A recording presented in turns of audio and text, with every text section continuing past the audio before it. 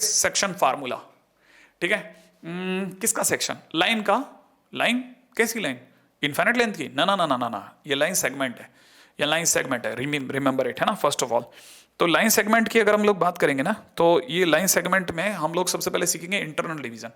Line segment नहीं समझे? जैसे ये एक पॉइंट, ये एक पॉइंट, इन दोनों को जोड़ने वाली लाइन। अच्छा, ये क्या हो रहा है क्वेश्चन में? ये क्या मांगता, मतलब एक कोई पी पॉइंट है जिसका कोऑर्डिनेट हमें पता नहीं है, ये एक पॉइंट है जिसके कोऑर्डिनेट हमें पता है, इस कोऑर्डिनेट, इसके भी कोऑर्डिनेट हमें पता है, ठीक है। अच्छा, पी करके कोई पॉइंट है जिसके कोऑर्डिनेट हमें पता नहीं है, और ये इस m/n में डिवाइड करता है, तो हमें पी के कोऑर्डिनेट बताने हैं। तो जिस तरीके से बताएंगे उसका नाम है इंटरनल डिवीजन। अच्छा, क्लियर है? अच्छा, यहां पे ये जो मैंने बोला वो मैं लिख देता हूं, P X comma Y divide the line segment joining A and B internally in the ratio m/n। Diagram से बहुत क्लियर है, कंसेप्ट बहुत सिंपल है। अगर मुझे x बताना है तो x के टाइम पे क्या होगा, तो या m जो है that will see x2, n will see x1। Clear है?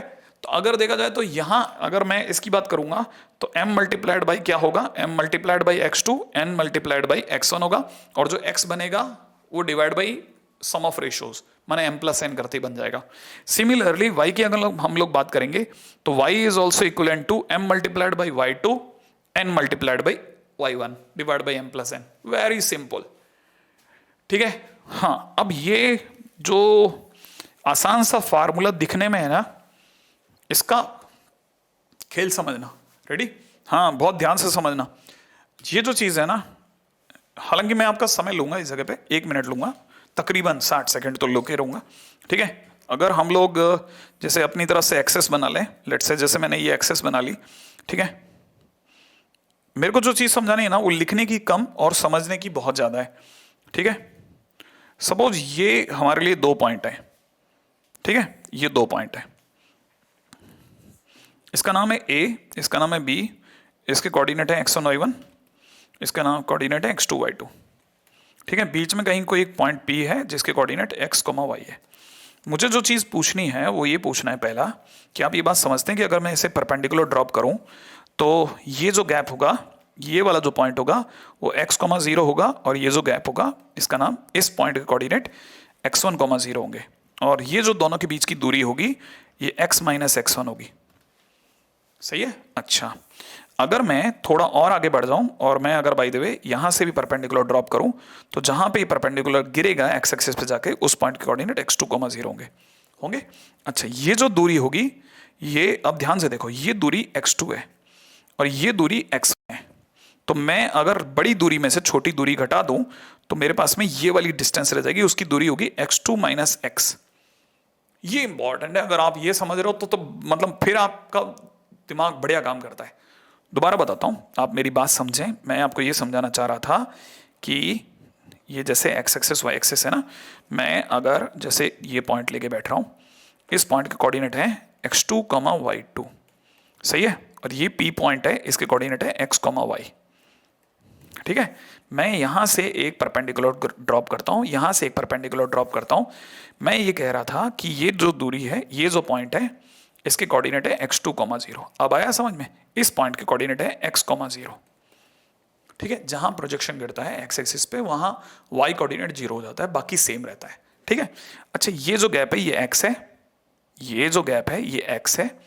अच्छा, और ये जो गैप है कहां तक? यहां तक का ये जो गैप है ना, ये वाला गैप, ये x2 है।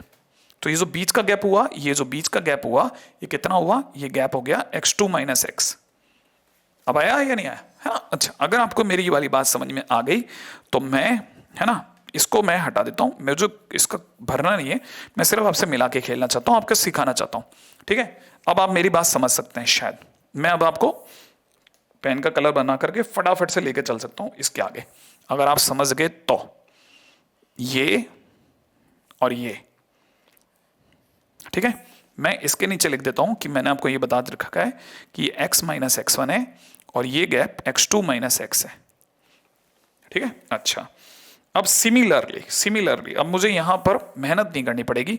मैं आपको ये बता देता हूं कि ये जो गैप है और ये जो गैप है, देख रहे हैं आप, है ना, ये जो गैप होगा, ये गैप यहां से लेकर के यहां तक का, ये गैप कहलाएगा y माइनस y1। अच्छा, ये जो गैप है यहां से यहां तक का, ये कहलाएगा y2 माइनस वाई। बस अगर आप ये समझ गए तो और बल्ले बल्ले। अच्छा, पी पॉइंट ने ए और बी को m/n में डिवाइड किया, करा। अच्छा, ये जो दोनों ट्रायंगल दिख रहे हैं आपको इस समय पर, मैं एक बार जरा y2 माइनस y1 और ये सब हटा लूं, फिर मैं आपको बता पाऊंगा कि मेरी बात चल रही है। ठीक है, मेरी बात चल रही है इस पर, ये लाइन मिट गई।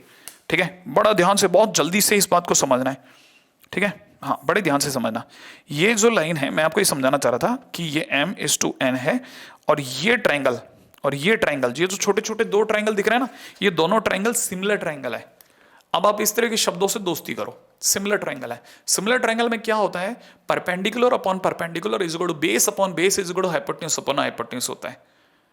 मतलब सिमिलर साइड्स का रेशो मेंटेन रहता है। तो देखो, ये दोनों बेस हैं, ये दोनों बेस हैं, तो दुनिया की नजर में x minus x1 divide by x2 minus x उतना ही होगा जितना परपेंडिकुलर अपॉन परपेंडिकुलर बोले तो छोटे बड़े वाले का कितना था, बड़े वाले का था y माइनस y1 अपॉन में y2 माइनस y1 अपॉन में y2 minus y, and that is also equal to ये इसका हाइपोटेन्यूज है जिसे मैं हैज कर रहा हूं ना, ये इसका हाइपोटेन्यूज है, दैट इज m/n। ये दोनों बराबर होंगे। अच्छा, अब एक बार जरा इस पॉइंट को घेर लो, क्रॉस मल्टीप्लाई करते हैं आपको दिख जाएगा mx2 माइनस mx इस गड़ो में कितना nx माइनस nx1। सही है। अच्छा, अब एक काम करो, mx प्लस nx एक तरफ ले चलो, इसको इधर ले आओ, mx2 प्लस में nx1। ठीक है, इन दोनों में से x कॉमन आ जाएगा, अंदर अंदर बचेगा m plus n into m plus n multiplied by x, और इससे x की वैल्यू कितनी आ जाएगी बेटा, mx2 प्लस nx1 अपॉन में m प्लस n। हो गया प्रूफ। प्रूफ में मेरा 1% इंटरेस्ट नहीं था।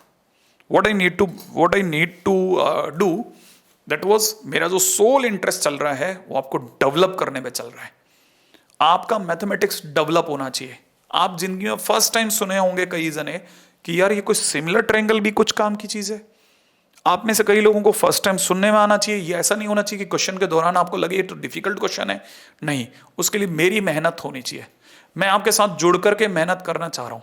भले आप बायो के हैं तो भी आप, मैं इतना सभी अगर बाय द वे इसमें 40% भी इंटरेस्ट जगा के मेरा काम बन जाएगा, चलूंगा। नेक्स्ट, इसी में मिड पॉइंट है ना, मिड पॉइंट क्या है वो सुनो आप। अगर by the way mid point होगा तो रेशियो 1:1 होगा। तो आप x2 की जगह 1 और x1 की जगह 1 कर दो। ओह सॉरी, क्या बोल रहा हूं मैं। तो अगर मिड पॉइंट हुआ तो आपका m भी 1 हो गया और n भी 1 हो गया, तो आप m और n की जगह 1 रख दोगे। तो 1 रखते ही क्या बन जाएगा, x इज इक्वल टू बन जाएगा 1 into x2 1 into x1 divide by 1 plus 1। इसका मतलब x1 plus x2 divide by 2। तो मिड पॉइंट होते ही क्या हो जाएगा, मिड पॉइंट होते ही ये फार्मूला ये बन जाएगा और y का फार्मूला ये बन जाएगा। कैसे कैसे कैसे दोबारा बताऊं। मिड पॉइंट होते ही रेशियो 1:1 में कन्वर्ट हो जाएगा और ये ऐसे काम करेगा। ट्रिक से मैं भर दूंगा। ट्रिक तो मतलब आप सोच ही नहीं सकते। वो ट्रिक्स जो आपको कहीं नहीं मिलेगी वो अपन खेल जाएंगे, लेकिन इंपॉर्टेंट है कि आप इस खेल को समझें। जहां मुझे थोड़ा आपकी भी मदद की जरूरत है कि नहीं यार ये बोरिंग पार्ट है लेकिन इसे सीखो, वहां मुझे थोड़ी हेल्प करना आप। ठीक है, चलो आगे। Mid point of the line है ना। अच्छा, अभी मैं, आप पहले कॉपी कर लो फिर आगे चलता हूं। चलो, है ना। नेक्स्ट, एक्सटर्नल डिवीजन, इसका नाम है धूल का फूल। क्या धूल का फूल? ना, इसका नाम है चटाई का फूल। क्या चटाई का फूल? हाँ, चटाई का फूल। ठीक है, अब वो समझाऊंगा आपको कैसे। ठीक है, लिख लो भले आप, चटाई का फूल। अरे समझ में आ गया ना। हाँ देखो, यहां क्या है, जो पॉइंट है वो बाहर बैठा है। कैसे?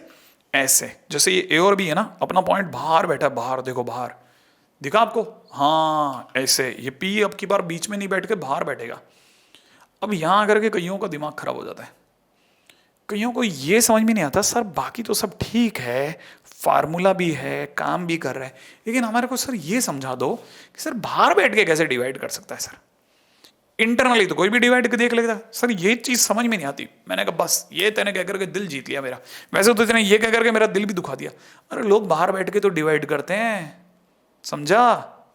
अरे दुनिया में बाहर बैठे हुए लोग ही तो आपको डिवाइड कर रहे हैं, अभी भी नहीं समझे। हाँ, आपके अपनों ने कब डिवाइड किया? बाहर बैठ के तो डिवाइड करते हैं, तो आपको वैसे तो सोचना नहीं चाहिए था, लेकिन मैथ्स में कैसे दिखाता हूं अब जरा। ठीक है, देखो, जैसे मान लो ये अपना पॉइंट है ना। अब की बार या कैसे चलेगा स्टोरी, जो ये सिंपल स्टोरी है वो तो ये है कि अब की बार एम और एन यहां होंगे। ठीक है, पहले तो एम और एन समझ लो आप। ये एम और एन ही सर पकड़ में नहीं आ रहे सर, एम ये है और एन ये है। अच्छा पहले ही समझा देता हूं। एम जो होगा that is multiplied by that is multiplied still x2 N multiplied by x1। ठीक है, थोड़ी सी देर के लिए एक छोटा सा खटक से मेरा तरीका सीखो, मजा आ जाएगा आपको, समझ में आ गया तो। उसका नाम है चटाई का फूल। क्या? चटाई, चटाई, चटाई का फूल, चटाई का फूल। हाँ, अब ये चटाई का फूल क्या है? अरे अपने घर में आपने चटाई देखी? चटाई बिछाते बिछाते हैं चटाई, नहीं देखी? अपने कोई अंग्रेज तो नहीं है, व्हाट इज चटाई वाला? नहीं, सबको पता है ना चटाई। हाँ, ऐसा जो एक होता है ना पिकनिक वगैरह में जाते हैं जिसे मैट कहते हैं आप लोग, है कि नहीं? अरे योग वगैरह करने के लिए वो प्लास्टिक मैट नहीं, अपना वो चटाई। हाँ, देसी वाली जिसमें वो जो बैम्बूज स्टिक्स होती हैं पतली वाली, वो दैट इज, ठीक है ना? हाँ, वो मैट है ना, अपन चटाई बोलेंगे। अच्छा, आपने देखा होगा उसमें बीच में बड़ा डेकोरेटिव तरीके से फूल वूल बने होते हैं।